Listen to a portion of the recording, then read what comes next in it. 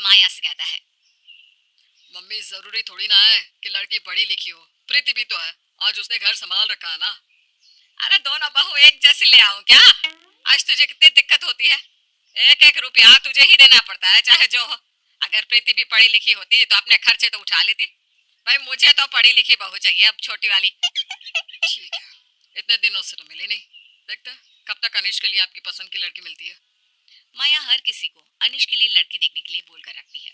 तभी एक दिन पंडित जी रश्मि का रिश्ता अनिश के लिए लेकर आते हैं। लड़की तो मानो हीरा है।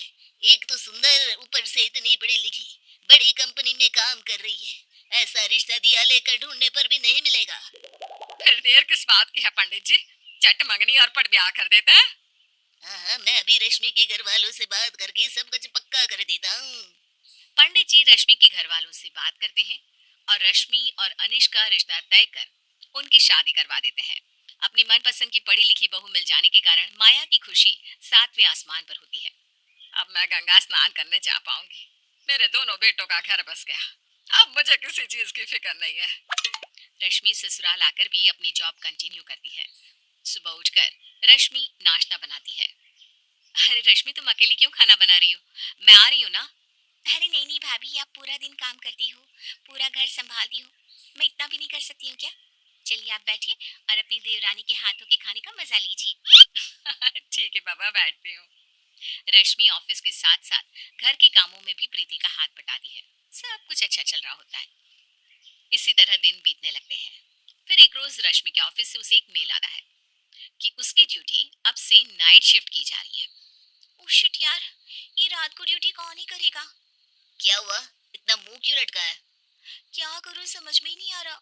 मुझे नाइट ड्यूटी मिल गई है, करूं या ना करूं समझ में नहीं आ रहा। अरे यार करो ना, छोड़ने का मत सोचो। मैं हूं ना तुम्हारे साथ, और मम्मी भी तुम्हें पूरा सपोर्ट करेगी। ऐसा है तो तुम मम्मी से कल एक बार बात कर लो। अगले दिन रश्मि और अनिश माया को सब बात बताते हैं। तब माया कहती है, अरे बेटा, नौकरी छोड़ने की कोई बात नहीं है। पैसा ना बड़ी मुश्किल से आता है। तुम आराम से नौकरी करो, कोई चिंता की बात नहीं है। ठीक है, आप लोग कहते हो तो मैं कंटिन्यू कर लेती हूँ। रश्मि अब नाइट ड्यूटी करने लगती है।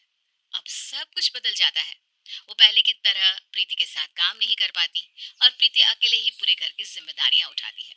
एक रोज रश्मि अनीश से कहती है, चलो ना अनीश, मुझे आईफोन खरीदना है, मुझे बहुत दिनों से लेने का मन है। अच्छा चलो, मेरी बीवी के पास आईफोन होगा तो स्टेटस तो मेरा भी बढ़ जाएगा। अनीश और रश्मि मार्केट जाते हैं और रश्मि का मूड दुकान जाकर बदल जाता है। आईफोन लेने के बाद रश्मि कहती है, यार मेरा लैपटॉप भी पुराना हो गया है, एक लैपटॉप भी ले लूं क्या? ले लो, तुम्हारे पैसे, कौन सा मुझे चुकाने हैं? ठीक है, ईएमआई पर ले लेती हूँ, अभी इतने पैसे नहीं है मेरे पास। रश्मि अपना फोन और लैपटॉप ईएमआई पर ले लेती है। दिन बीतने लगते हैं। अब रश्मि की हरकतों से सबको परेशानी होने लगती है। पहले कुछ दिनों तक तो सब कॉम्प्रोमाइज कर लेते हैं, फिर धीरे धीरे सब बोलने लगते हैं। एक रोज रात को अनिश कहता है, यार रश्मि, ये इतनी रात को लाइट ऑन क्यों कर दिया तुमने? मुझे नींद आ रही है। पिछले एक हफ्ते से तुम्हारी हरकतों के कारण मेरी नींद पूरी नहीं हो रही। तो मैं क्या करूं? मुझे ऑफिस जाने के लिए तैयार होना होता है।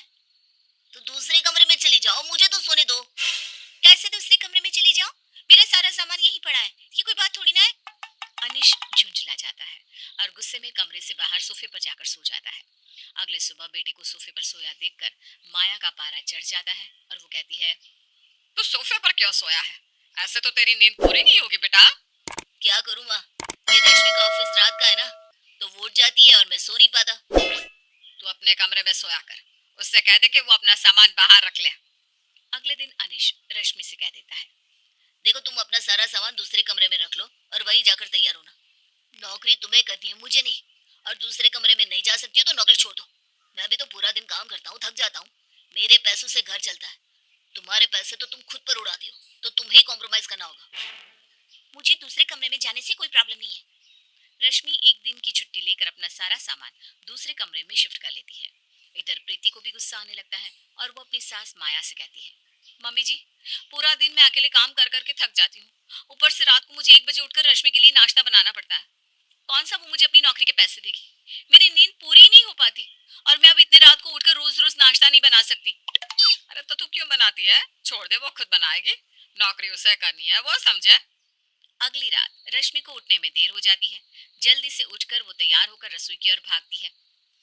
भाभी, आज मैं खाना नहीं खा पाऊंगी, आप बस मेरा टिफिन डाल दो। कोई जवाब नहीं आने पर रश्मि देखती है कि रसोई में तो कोई नहीं है और खाना भी नहीं बना हुआ है। लगता है भाभी ने नाश्ता नहीं बनाया। उन्हें भी मुझसे तकलीफ होने लगी है जैसे। बहुत जोरों की भूख लग रही है और लेट भी हो रहा है, क्या करूं? ऑफिस जाकर कैंटीन से कुछ खा लूंगी। रश्मि ऑफिस चली जाती है। अगली रात रश्मि जल्दी उठती है और सबसे पहले जाकर अपने लिए नाश्ता बनाती है। जल्दबाजी में काम करने के कारण रसोई में आवाज होने लगती है। रश्मि को दिखाई भी कम देता है, इसलिए वो रसोई के साथ साथ हॉल की लाइट भी ऑन कर देती है। अपना नाश्ता बनाकर तैयार होकर वो ऑफिस चली जाती है और लाइट वैसे ही ऑन छोड़ देती है। लाइट की रोशनी और आवाज से सभी की नींद खराब हो जाती है। अगली सुबह उठकर सभी का पारा गर्म हो जाता है और आज पहली बार विकास कहता है, इस तरह सब नहीं चलेगा। रात भर पूरे घर की लाइट ऑन करके छोड़ देती है रश्मि। रात को क्या अब हम भी उसके साथ उठकर जगराता करें? हद होती है मम्मी सब चीज की। मैं इतने दिनों से देख रहा हूँ लेकिन कुछ कहता नहीं। लेकिन आदमी कब तक बर्दाश्त करे? खुद तो रश्मि पूरे दिन सोई रहती है। मम्मी, मुझे लगता है कि अब रश्मि को नौकरी छोड़ देनी चाहिए। सच में उसकी नाइट ड्यूटी से सब परेशान हो गए हैं। मम्मी जी, वो खुद तो एक भी काम नहीं करती। रात को लाइट ऑन करके हम लोगों को सोने नहीं देती और दिन में खुद सो जाती है और मुझे उसके कपड़े धोकर प्रेस भी करने पड़ते हैं। वो जो हड़बड़ में सब सामान इधर उधर रखकर चली जाती है, मुझे सब सुबह जगह पर रखने पड़ते हैं। कल संडे है, कल सबकी छुट्टी रहेगी, कल ही बात होगी इस मुद्दे पर। अगले दिन सब आराम से सोकर उठते हैं और माया सबको हॉल में एक जगह बुलाकर रश्मि से कहती है, मुझे कुछ नहीं पता, तुम ये नौकरी छोड़ दो। तुम्हारी नौकरी के कारण पूरे घर को परेशानी हो रही है। अब सब इस चीज से बड़ा परेशान है। ऐसे अचानक से मैं ये नौकरी कैसे छोड़ दूं? आप ही ने तो कहा था तू आराम से नौकरी कर। मैंने तुझे नौकरी करने को कहा था, सबको परेशान करने नहीं। हाँ भाई, तुम अपनी नौकरी छोड़ दो अब। एक ऑफिस जाने में तुम पूरा किचन बिखेर देती हो। इस तरह से थोड़ी ना चलता है। मैं भला क्या क्या करूं? भाभी, पहले तो आप ऐसा नहीं करती थी, फिर अचानक से आप लोगों को क्या हुआ? सब इतना बदल क्यों गए?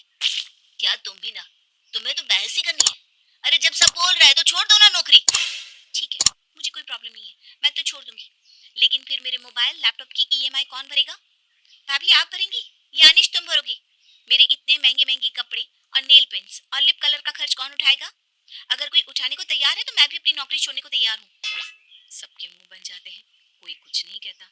फिर रश्मि कहती है, हमारे यहाँ यही सबसे बड़ी कमी है। मेरी जगह अनिश या भैया होते तो कोई उन्हें नौकरी छोड़ने को नहीं कहता, तब सब मैनेज करते। मैं इस घर की बहू हूँ ना, इसलिए मुझे नौकरी छोड़ने को मजबूर किया जा रहा है। इतना कहकर रश्मि अपने कमरे में चली जाती है और सब सोच में पड़ जाते हैं।